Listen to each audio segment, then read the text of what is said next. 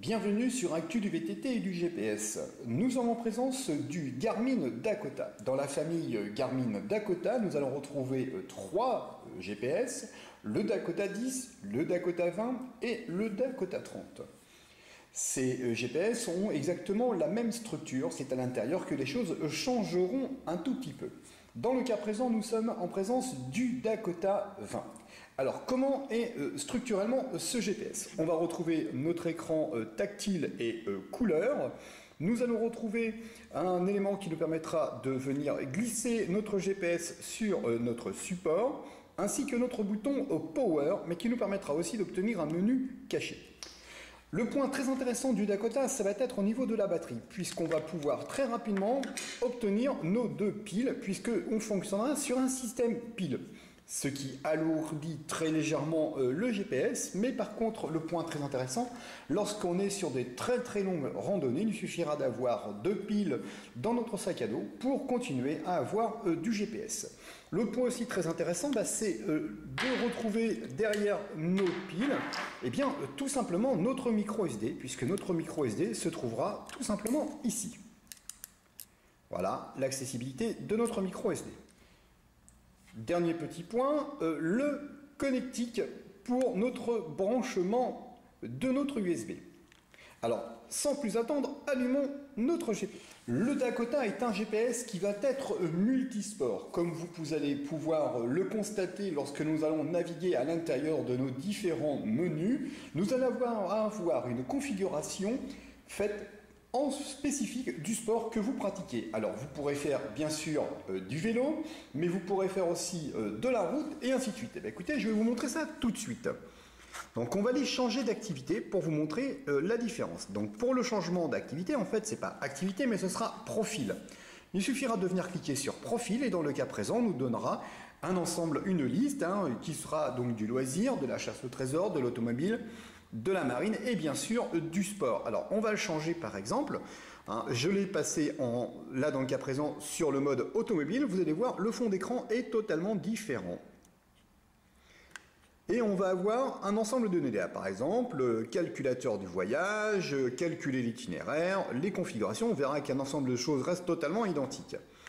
Alors on va revenir sur l'aspect plutôt VTT, donc dans le cas présent, on va aller sur la partie sport. Le point intéressant aussi, que les différents fonds d'écran, on va pouvoir éventuellement les customiser en fonction de ce qu'on va vouloir et préférer. Et ça, c'est à chacun, finalement, de venir le configurer comme vous le souhaitez. Eh bien, on va aller voir ce que ça se passe. Donc, dans le cas présent, lorsque moi, je suis sur la partie VTT, je vais pouvoir bénéficier, bien sûr, d'un fond de carte avec mon fond de carte topo, qu'il faudra, bien sûr, acheter en supplément. Au niveau du chronomètre, là de nouveau, rien de très compliqué, vous lancez et vous réinitialisez lorsque vous avez terminé votre enregistrement. Au niveau de la configuration, bien sûr, on va pouvoir atteindre les menus, c'est-à-dire là dans le cas présent GPS, normal, puis langue, le français, et ainsi de suite, et ainsi de suite.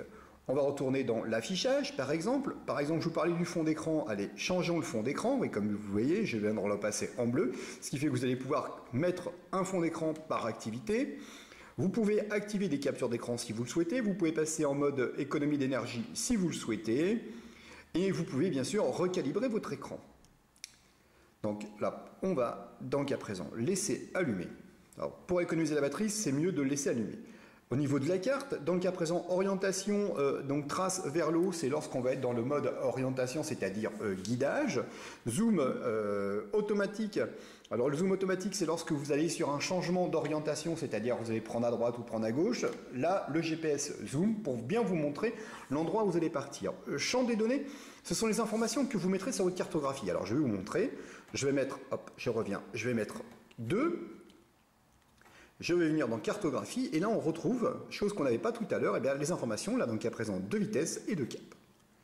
Je reviens, je retourne, je vais dans carte, champ des données, éventuellement je peux remettre un ensemble de choses, le personnaliser, c'est-à-dire mettre le nombre d'éléments et les informations que je souhaite obtenir. Moi donc à présent, je vais lui remettre 0 pour avoir le plein d'affichage, ça c'est vraiment en fonction de chacun. Je vous laisserai découvrir l'ensemble des deux autres menus.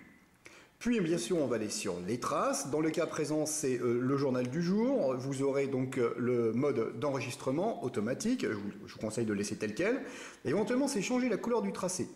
Alors pour changer la couleur du tracé, donc là c'est vraiment en fonction de ce que vous préférez. Moi dans le cas présent je préfère avoir un fond de tracé en rouge. Mais là les goûts et les couleurs.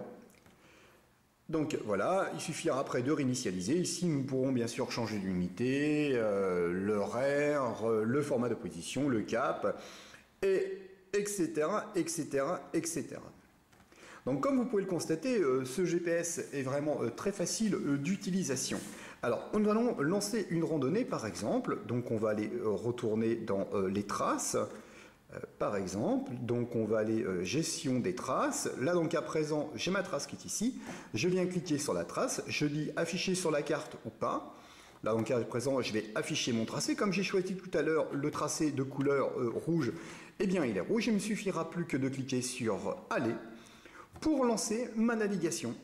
Tout simplement. Et dès lors que je vais me déplacer, le petit triangle, lui, va se déplacer au gré de mes déplacements, tout en laissant une petite trace sur le sol, montrant l'endroit où je suis passé.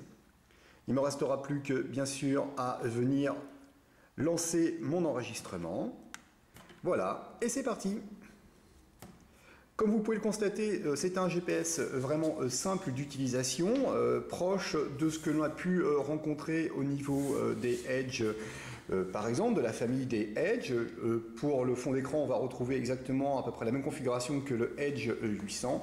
Bon, le Edge 800, lui, est un peu plus typé sport que ce GPS qui, lui, est plutôt orienté multisport.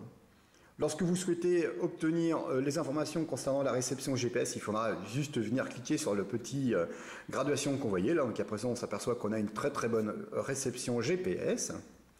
Et je vous parlais tout à l'heure du petit menu caché. Eh bien, il suffira de cliquer très rapidement sur le bouton Power. Hop.